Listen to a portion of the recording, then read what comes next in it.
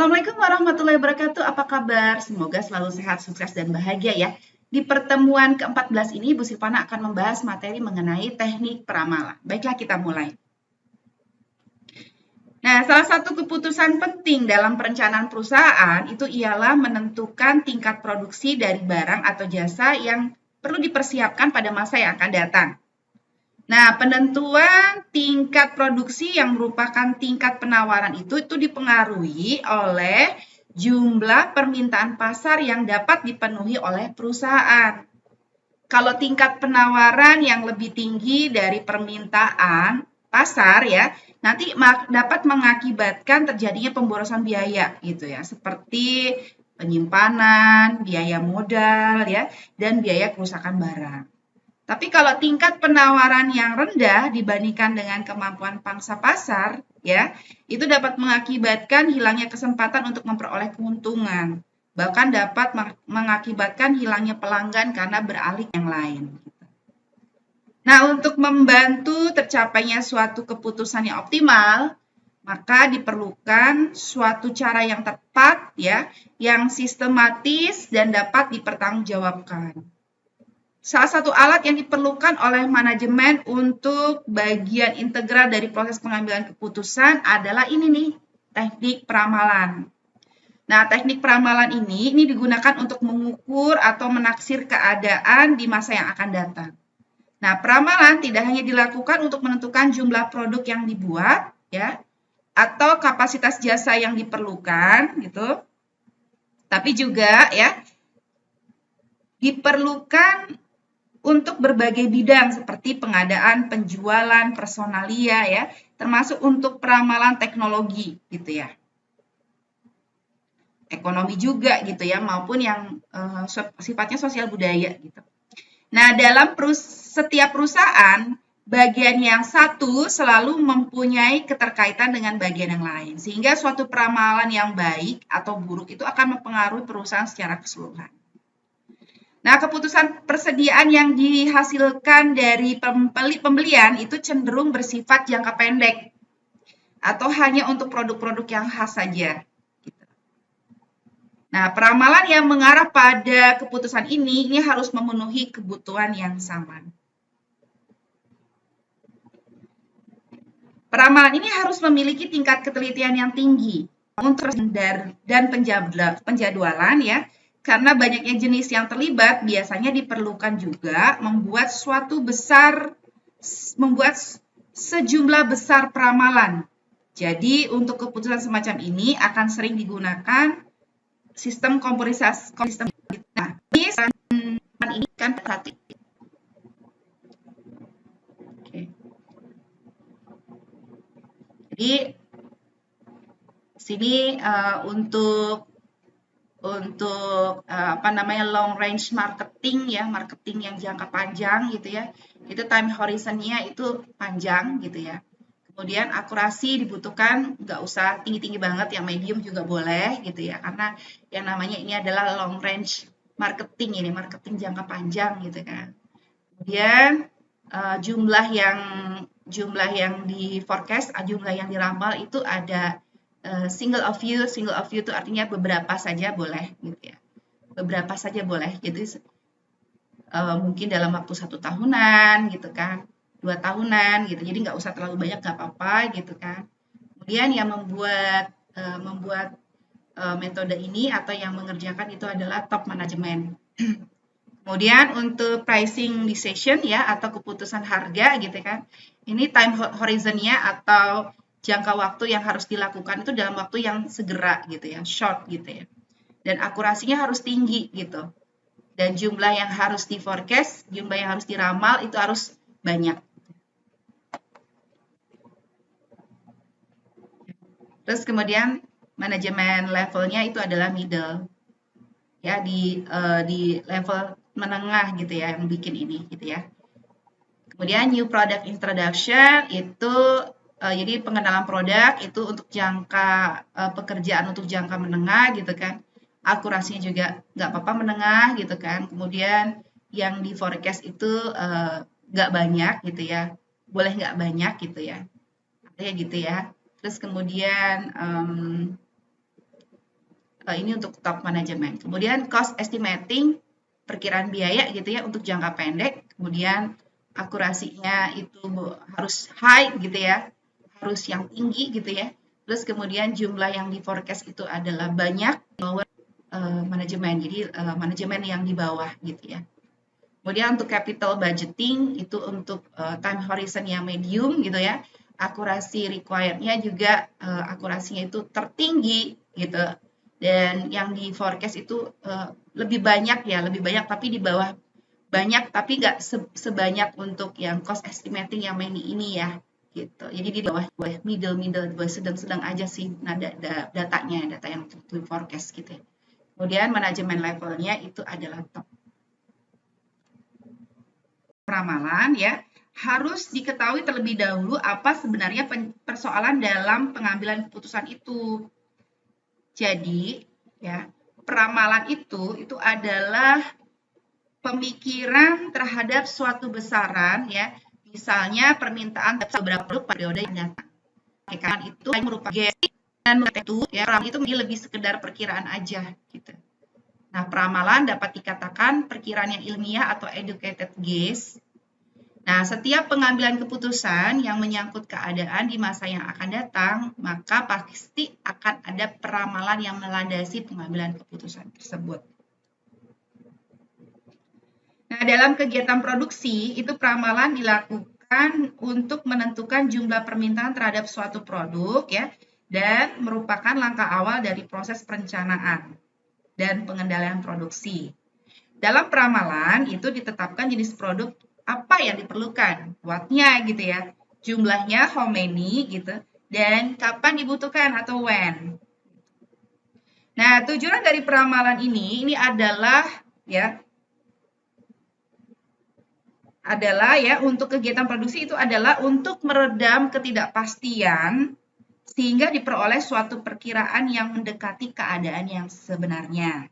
Nah, suatu perusahaan biasanya menggunakan prosedur 3 tahap untuk sampai pada peramalan penjualan. Itu diawali dari peramalan lingkungan, kemudian peramalan penjualan industri, dan juga diakhiri oleh peramalan penjualan perusahaan.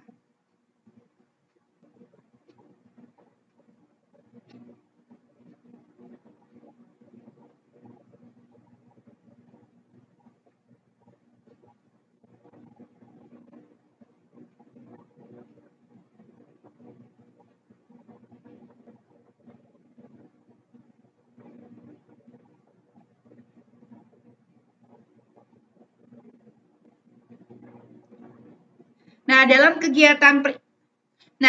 kegiatan produksi, peramalan dilakukan untuk menentukan jumlah permintaan terhadap suatu produk ya, dan merupakan langkah awal dari proses perencanaan dan pengendalian produksi. Dalam peramalan ditetapkan 3 jenis produk yang dibutuhkan. Jadi watt-nya ya, jenis apa yang diperlukan watt-nya gitu ya. Kemudian jumlahnya ya atau how many-nya gitu ya, dan kapan dibutuhkan when-nya gitu. Nah, tujuan peramalan dalam kegiatan produksi itu adalah untuk meredam ketidakpastian sehingga diperoleh suatu perkiraan yang mendekati keadaan yang sebenarnya. Suatu perusahaan biasanya menggunakan prosedur 3 tahap ya untuk sampai ke dalam peramalan penjualan ya, misalnya yaitu dimulai dari peramalan lingkungan ya, kemudian peramalan penjualan industri, dan diakhiri dengan peramalan penjualan perusahaan.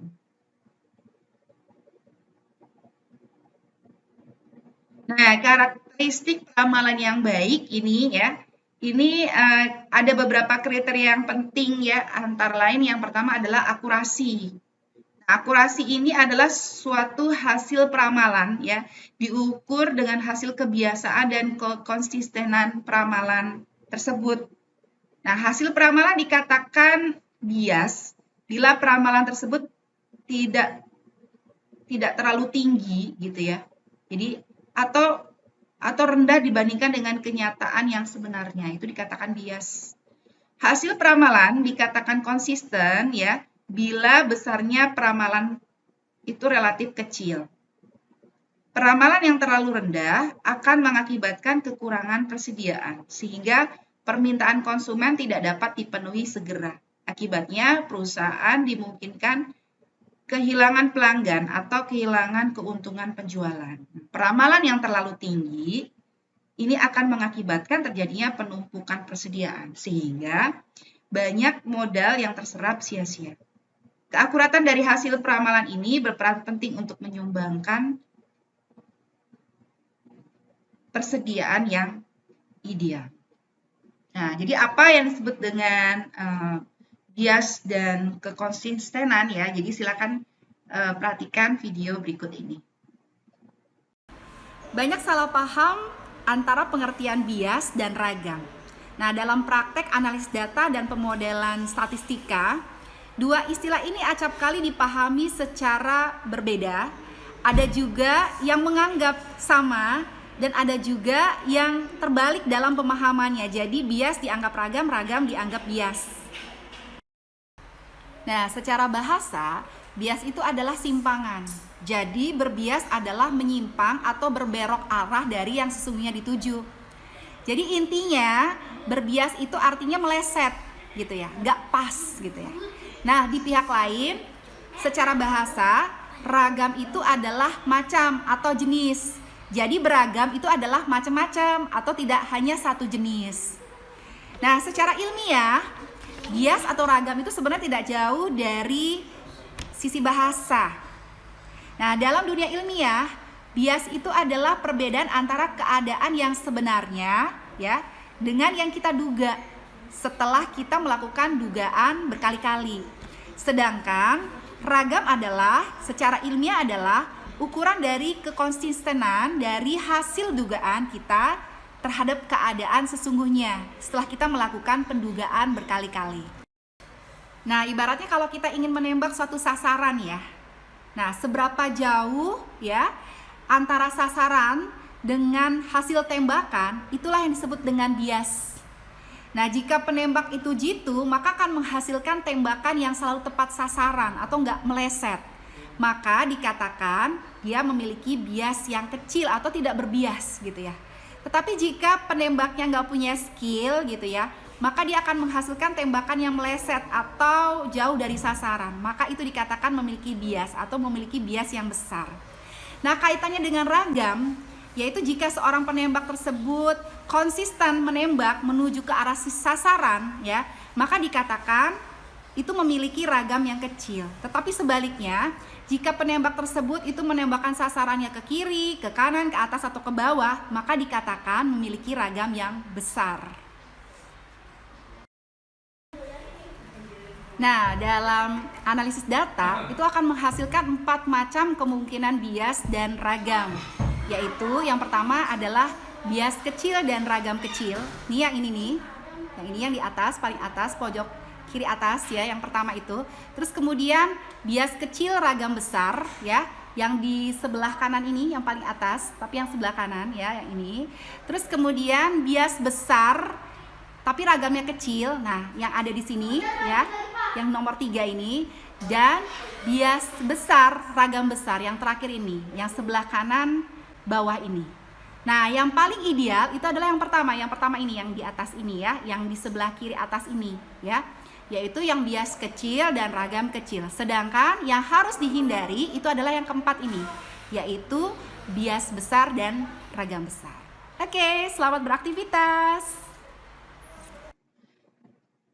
Kemudian biaya. Nah, biaya ini diperlukan dalam pembuatan suatu peramalan. Ini sebenarnya tergantung dari jumlah item yang diramalkan ini. Jadi tergantung dari jumlah item yang diramalkan. Lamanya periode peramalan. Oke, selanjutnya biaya ya. Biaya ini diperlukan dalam pembuatan suatu peramalan. Ini tergantung dari jumlah item yang diperamalkan. Kemudian juga tergantung dari lamanya peramalan dan juga metode peramalan yang dipakai. Ketiga faktor ini memicu biaya sehingga dapat mempengaruhi berapa banyak data yang dibutuhkan. Nah, bagaimana pengolahan datanya itu baik secara manual atau komputerisasi gitu ya. Kemudian bagaimana penyimpanan datanya, siapa tenaga ahli yang diperbantukan. Nah, pemilihan metode peramalan ini harus disesuaikan dengan dana yang tersedia dan tingkat akurasi yang ingin didapatkan. Misalkan item-item yang penting akan diramalkan dengan metode yang sederhana. Kemudian yang ketiga adalah kemudahan. Jadi penggunaan metode peramalan yang sederhana itu harus mudah dibuat, mudah diaplikasikan, dan memberikan keuntungan bagi perusahaan. Berarti akan percuma ya jika metodenya canggih tetapi tidak bisa diaplikasikan dalam perusahaan. Ya, karena keterbatasan dana, sumber daya manusia, dan juga peralatan teknologi. Nah, dalam menerapkan peramalan atau membuat suatu peneramalan gitu ya, ada beberapa hal yang harus dipertimbangkan. Yang pertama, ramalan itu pasti mengandung kesalahan. Nah, artinya peramal hanya bisa mengurangi ketidakpastian yang akan terjadi, tetapi tidak dapat menghilangkan ketidakpastian tersebut. Kemudian yang kedua, ya, peramalan itu seharusnya memberikan informasi tentang beberapa ukuran kesalahan. Artinya, karena peramalan pasti mengandung kesalahan, maka ada pentingnya bagi peramal untuk menginformasikan seberapa besar kesalahan yang mungkin terjadi. Kemudian yang ketiga, ya, peramalan jangka pendek itu lebih akurat dibandingkan dengan peramalan jangka panjang. Nah, hal ini disebabkan karena pada peramalan jangka pendek, faktor-faktor yang mempengaruhi permintaan ya, relatif masih konstan.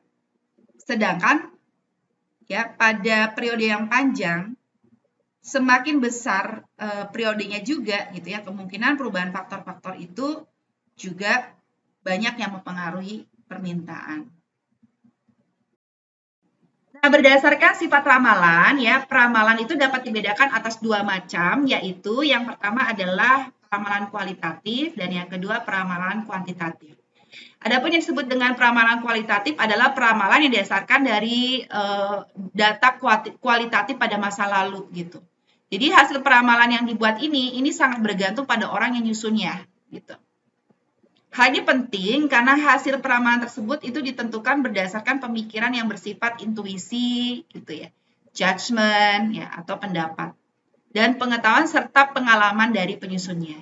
Biasanya ya peramalan secara kualitatif ini didasarkan dari hasil penyidikan gitu. Seperti ya Delphi S gitu ya, Curve Analogies gitu. Dan penelitian bentuk dari morphological research ya atau didasarkan atas ciri-ciri normatif atau decision matrix atau decision tree. Itu adalah peramalan-peramalan kualitatif. Kemudian yang kedua adalah peramalan kuantitatif. Peramalan kuantitatif ini adalah peramalan yang didasarkan atas data kuantitatif pada masa lalu. Hasil peramalan yang dibuat ini sangat tergantung pada metode yang digunakan untuk peramalan tersebut. Dengan metode yang berbeda akan diperoleh hasil peramalan yang berbeda juga. Adapun yang perlu diperhatikan dari penggunaan metode tersebut itu adalah baik tidaknya metode yang digunakan. Itu sangat ditentukan oleh perbedaan atau penyimpangan antara hasil ramalan dengan kenyataan yang terjadi. Metode yang baik adalah metode yang memberikan nilai perbedaan atau penyimpangan yang mungkin gitu ya. Nah, jadi peramalan kuantitatif ini hanya dapat digunakan apabila terdapat 3 kondisi gitu ya. Antara lain yang pertama adalah adanya informasi itu tentang keadaan yang lain. Yang kedua, informasi tersebut dapat dikuantifikasikan dalam bentuk data. Dan yang terakhir, yang ketiga adalah diasumsikan bahwa pola yang lalu itu akan berkelanjutan pada masa yang akan datang. Kita perhatikan di sini ini adalah taksonomi peramalan. Ya, jadi tadi ya kita sudah tahu bahwasanya peramalan itu secara sifatnya dibagi menjadi dua, yaitu model kualitatif dan model kuantitatif ya. Jadi model kualitatif itu seperti apa ya, apa aja ya yang model-model yang bisa dipakai model kualitatif adalah juru opini eksekutif gitu ya. Jadi bentuknya judgmental gitu kan. Tergantung dengan orangnya gitu, opini dianya gitu ya. Misal katakanlah dia pimpinan kita gitu, dia pasti punya yang namanya peramalan ya, tapi peramalannya judgmental gitu ya secara kualitatif. Kemudian metode Delphi juga masuk dalam model kualitatif, kemudian gabungan tenaga penjualan. Ini pun juga biasanya pakai judgmental gitu ya, intuisinya. Kemudian survei pasar juga bentuknya kualitatif. Kemudian metode kuantitatif. Metode kuantitatif ini nanti dibagi menjadi dua, yaitu time series gitu dan kausal. Kausal itu sebab akibat gitu ya. Kalau metode time series ini data ya, data apapun gitu, misalnya data penjualan, nanti yang diambil itu, tapi berdasarkan tahunnya. Jadi kita bikin pasangan dari jumlah tahun dengan datanya gitu. Datanya data apa aja yang pengen kita prediksi gitu ya.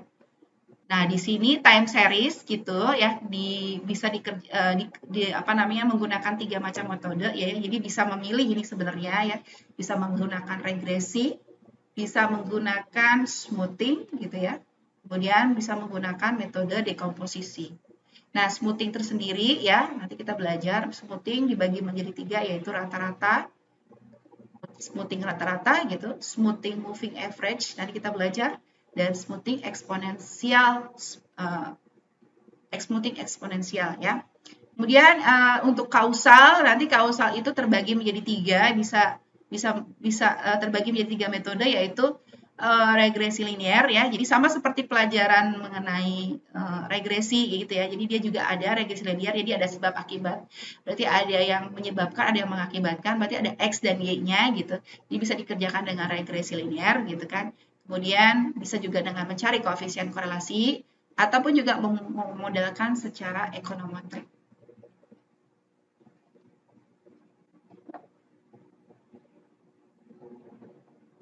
Nah, sekarang kita masuk ke peramalan kualitatif.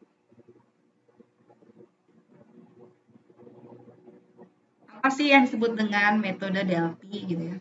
Metode Delphi itu adalah sekelompok pakar ya. Jadi konsepnya tuh gini. Jadi dia sekelompok pakar gitu ya. Kemudian ngisi kuesioner gitu. Kemudian ada moderator yang menyimpulkan hasilnya gitu. Kemudian hasil dari kuesioner ini diformulasikan jadi suatu kuesioner baru yang diisi oleh kelompok tersebut gitu. Demikian seterusnya. Nah, hal ini merupakan proses pembelajaran atau learning process dari kelompok tanpa adanya tekanan atau intimidasi individu lainnya. Metode ini dikembangkan pertama kali oleh Rand Corporation ya pada tahun 1950-an. Adapun ya, tahap yang dilakukan adalah yang pertama menentukan beberapa pakar sebagai partisipan gitu ya. Sebaiknya yang bervariasi dari latar belakang dan disiplin ilmu yang berbeda. Kemudian yang kedua, melakukan kuesioner itu bisa dengan email gitu kan. Kemudian diperoleh peramalan dari seluruh partisipan. Kemudian yang ketiga itu adalah menyimpulkan hasilnya, kemudian didistribusikan kembali kepada seluruh partisipan dengan pertanyaan yang baru. Kemudian yang keempat itu adalah menyimpulkan kembali revisi peramalan dan kondisi, kemudian dikembangkan dengan pertanyaan yang baru. Kemudian yang kelima ya, apabila diperlukan, ulangi lagi tahap yang keempat gitu ya. Seluruh hasil didistribusikan kepada seluruh partisipan. Ini adalah metode Delphi. Kemudian yang kedua adalah dugaan manajemen atau manajemen estimate atau panel konsensus ya. Di mana peramalan ini semata-mata berdasarkan pertimbangan manajemen, umumnya oleh manajemen senior. Metode ini akan cocok dalam situasi yang sangat sensitif ya, terhadap intuisi dari suatu atau sekelompok kecil yang orang yang karena pengalamannya mampu memberikan opini yang kritis dan relevan. Nah, teknik ini dipergunakan dalam situasi di mana tidak ada situasi ya, di mana tidak ada alternatif lainnya dari model peramalan yang dapat diterapkan. Bagaimanapun, metode ini mempunyai banyak keterbatasan sebenarnya, jadi sehingga perlu dikombinasi dengan metode peramalan yang lain. Kemudian yang ketiga adalah riset pasar atau market research ya. Ini merupakan metode peramalan berdasarkan hasil-hasil dari survei pasar yang dilakukan oleh tenaga-tenaga pemasar produk ya atau yang mewakilinya. Metode ini akan menjaring informasi ya dari pelanggan atau pelanggan itu atau menjaring informasi dari pelanggan yang potensial ya berkaitan dengan rencana pembelian mereka di masa yang akan datang.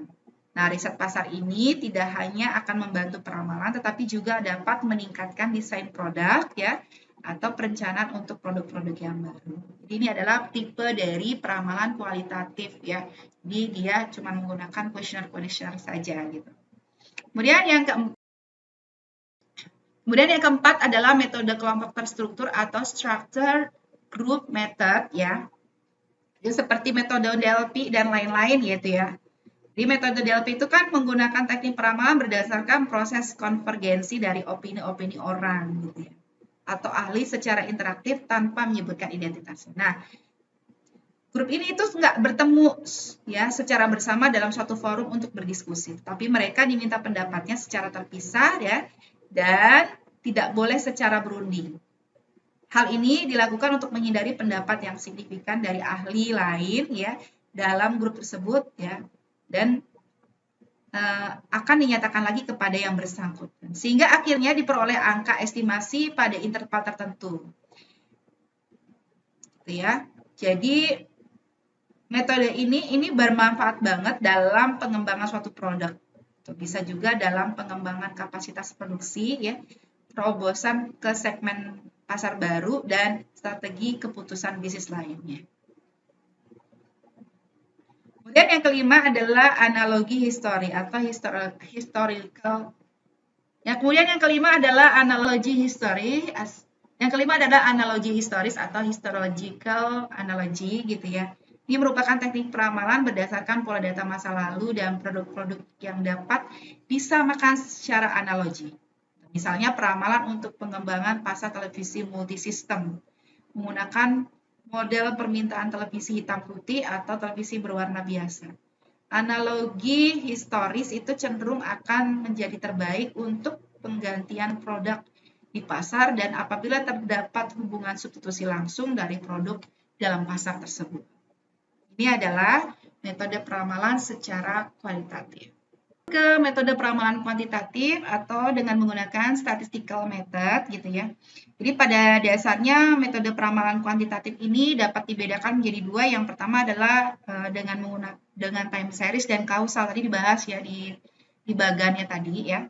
Sekarang kita masuk yang pertama yaitu metode time series gitu. Nah, metode time series itu adalah metode yang dipergunakan untuk menganalisis serangkaian data yang merupakan fungsi dari waktu. Jadi ada fungsi dari waktunya gitu atau T-nya atau time-nya gitu ya. Metode ini mengasumsikan beberapa pola atau kombinasi pola itu selalu berulang sepanjang waktu. Dan pada dasarnya dapat diidentifikasi semata-mata atas dasar data historis dari serial itu. Nah, dengan analisis deret waktu itu dapat ditunjukkan bagaimana permintaan terhadap satu bervariasi terhadap waktu. Sifat dari perubahan permintaan dari tahun ke tahun itu dirumuskan untuk meramalkan penjualan pada masa yang akan datang.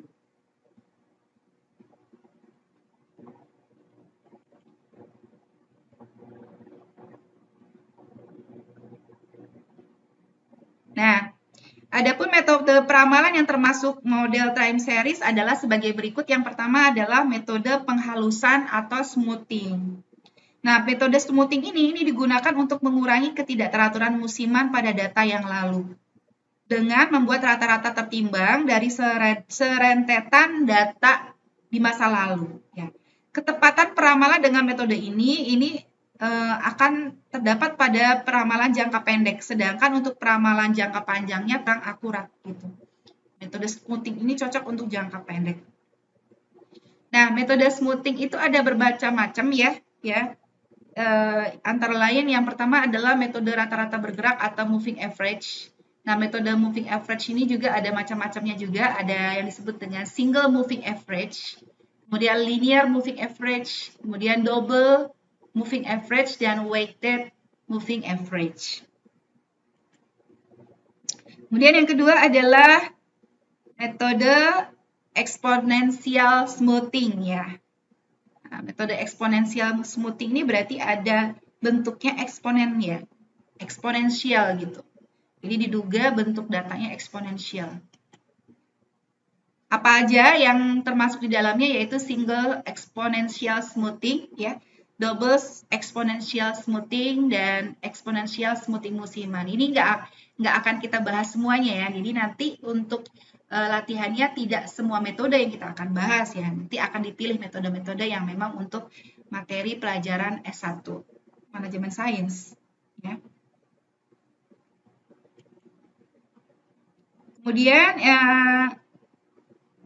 yang kedua adalah metode proyeksi kecenderungan dengan regresi. Nah, metode kecenderungan dengan regresi ini merupakan dasarnya dari garis kecenderungan untuk suatu peramalan gitu. Sehingga dengan dasar persamaan tersebut dapat diproyeksikan hal-hal yang akan diteliti pada masa yang akan datang.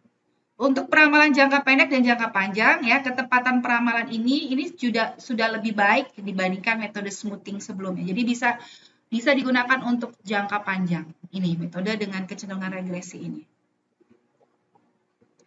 Nah, data yang dibutuhkan pada metode ini adalah data tahunan. Jadi agak lebih banyak datanya ya. Jadi minimal 5 tahun. Namun ya, semakin banyak data yang dimiliki, maka akan semakin baik juga hasil yang diperoleh. Nah, bentuk-bentuk dari metode proyeksi dengan regresi ini bisa berupa fungsi konstan ya, bisa berupa linear, kuadratik ya, eksponensial dan siklik. Kemudian yang C itu adalah metode dekomposisi gitu.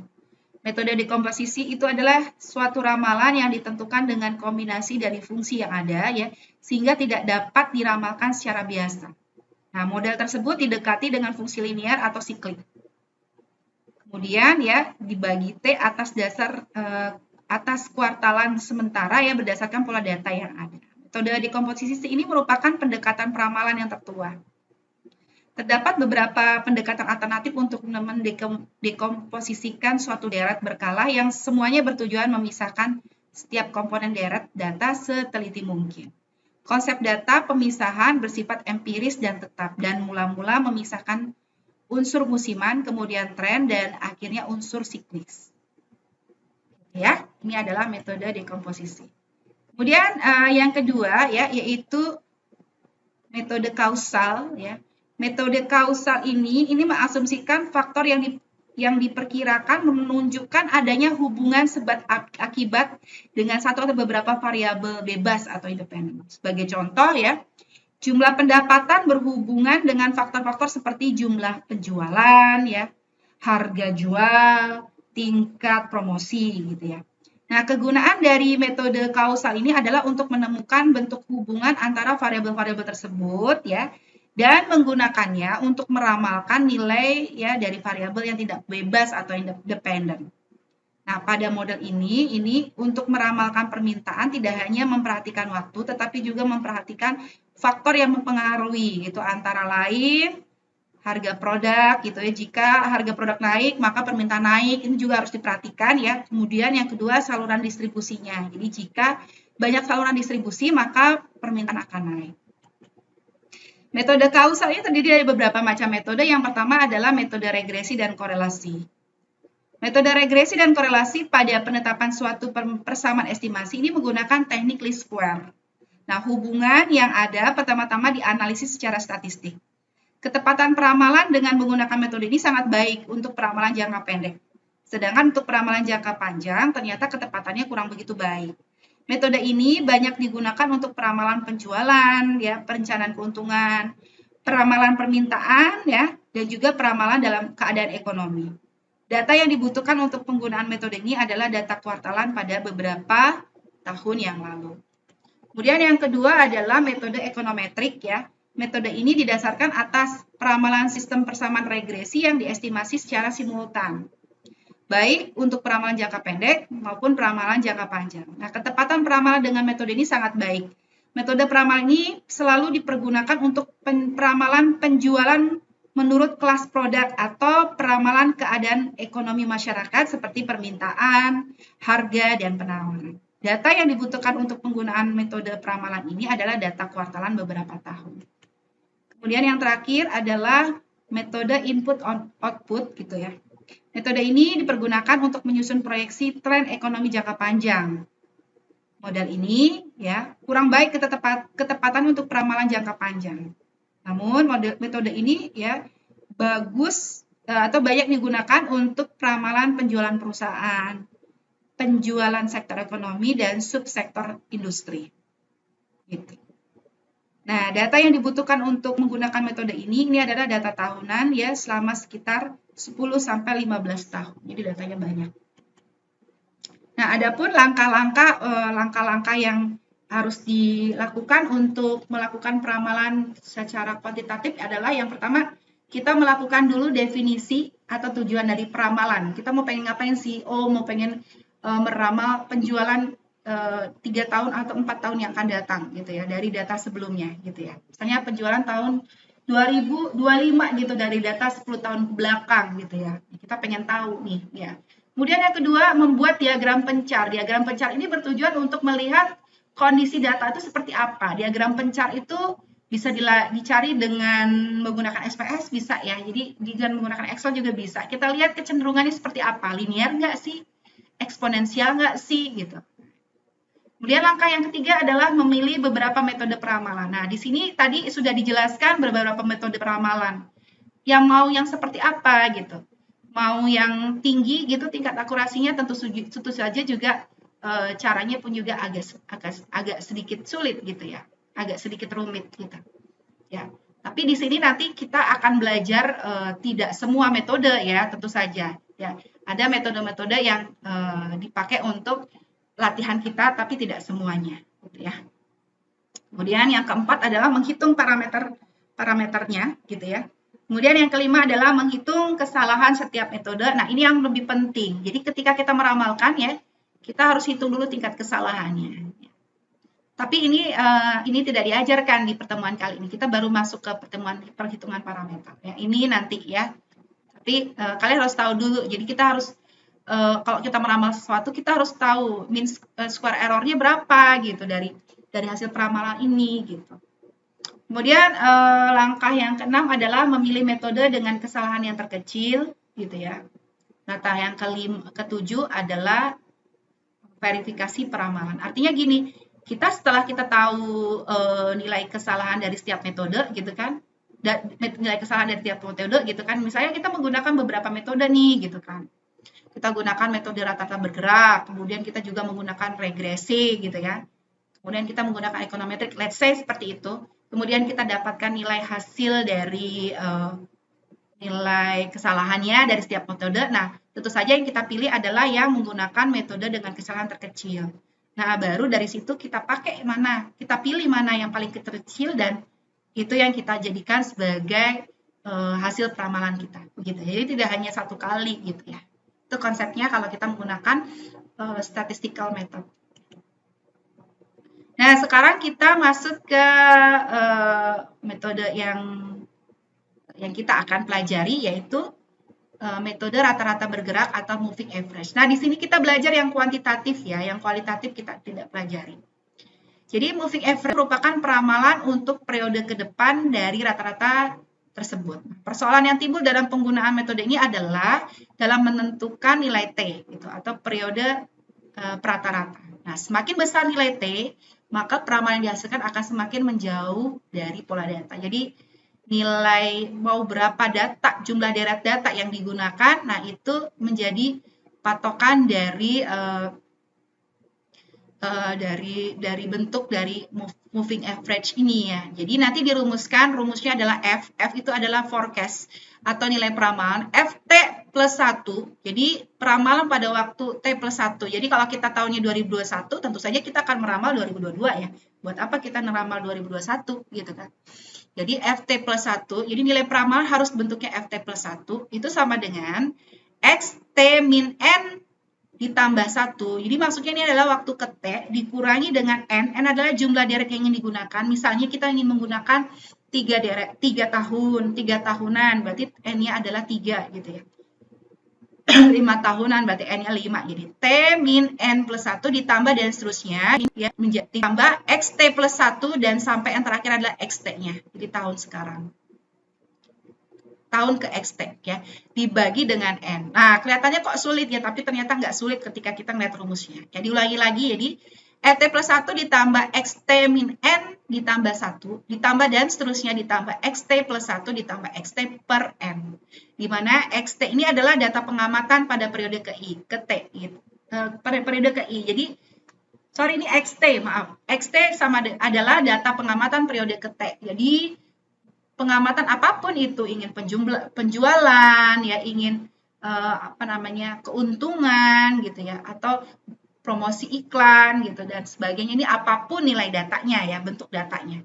Kemudian N adalah jumlah deret waktu yang digunakan. Nah, ini seperti saya katakan tadi. Jadi kan namanya moving average, kita harus tentukan dulu mau pengen ngambil berapa data N-nya yang ingin digunakan. 3 tahunan, 5 tahunan, 6 tahunan, dan seterusnya. Ini adalah rumus dari metode rata-rata bergerak atau moving average. Kemudian kita masuk lagi ke weighted moving average. Weighted itu artinya diberi bobot. Weight itu ada berat atau bobot gitu. Jadi artinya nanti pada periode tertentu ya, data-data pada periode tertentu itu diberi bobot gitu ya. Semakin dekat dengan saat sekarang semakin besar juga bobotnya. Nah, bobot tersebut ditentukan berdasarkan pengalaman. Rumusnya adalah sebagai berikut. FT sama dengan W1 dikali AT-1 ditambah W2 dikali AT-2 dan seterusnya sampai WN dikali AT-N. Nah, ini ada contoh ya. Data penjualan dari gitu. Tahun 2011 penjualannya 640.000. Tahun 2012 penjualannya 520.000. Tahun 2013 penjualannya 464.000, penjualan tahun 2014 600.000, penjualan tahun 2015 640.000 ya. Kemudian 2016 penjualannya 720.000. Nah, di sini ini ingin meramalkan tahun 2017. Ini soal lama ya. Jadi tahun 2017 setelah tahun 2016 ini ingin diramalkan dengan menggunakan metode least square.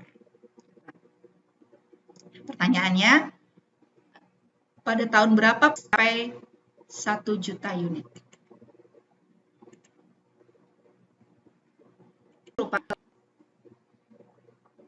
Oke, selanjutnya adalah metode trend linear atau least square. Nah, metode ini dia dasarnya adalah garis pencar gitu ya, atau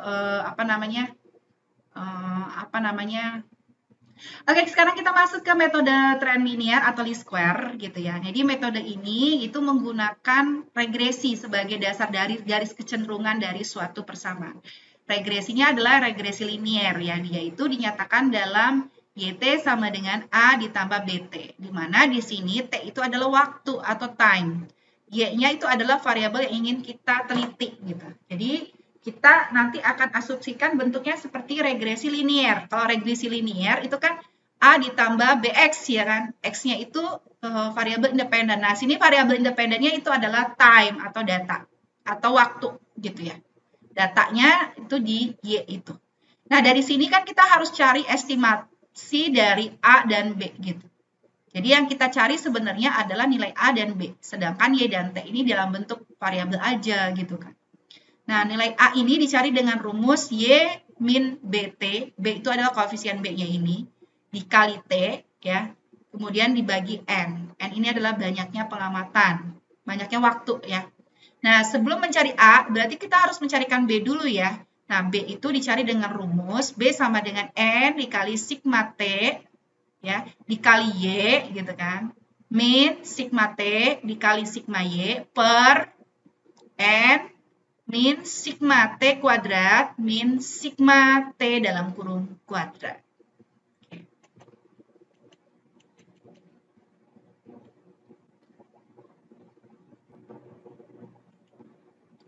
Nah, yang ketiga itu adalah metode indeks musiman. Nah, metode indeks musiman tadi sudah kita bahas ya, ada masuk ke dalam metode kausal ya. Oke, sekarang selanjutnya adalah metode indeks musiman. Nah, metode indeks musiman ini ada contoh soal ya. Soalnya ini adalah ini gitu ya. Nanti akan dibahas ya. Jadi di sini ada kafe namanya kafe LKV gitu ya. Ingin berencana untuk melakukan ekspansi karena penjualannya yang terus meningkat.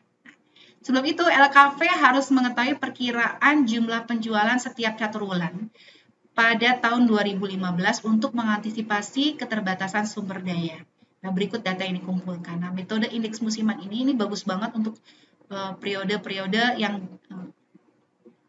Oke, sekarang kita masuk ke metode indeks musiman. Nah, metode indeks musiman ini langsung saja ke contoh soal ya. Jadi, LKV berencana untuk melakukan ekspansi karena penjualannya yang terus meningkat. Nah, sebelum itu LKV harus mengetahui perkiraan jumlah penjualan.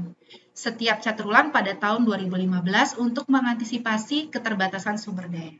Nah, berikut data yang telah dikumpulkan. Ini datanya ya, datanya dalam catur bulan 1, catur bulan 2, catur bulan 3. Dari tahun 2008 sampai 2014. Di sini bantulah LKV untuk memperkirakan jumlah penjualan tiap catur bulan tahun 2015 dengan menggunakan indeks musiman. Diawali dengan lamaran tahunan ya, dengan menggunakan ramalan ya, dengan menggunakan metode least square. Nah, nanti kita akan bahas ya metode ini. Di penghujung pertemuan, saya ucapkan terima kasih atas perhatiannya ya. Di pertemuan besok kita akan berlatih soal-soal mengenai teknik peramalan. Terima kasih banyak. Saya akhiri. Wassalamualaikum warahmatullahi wabarakatuh.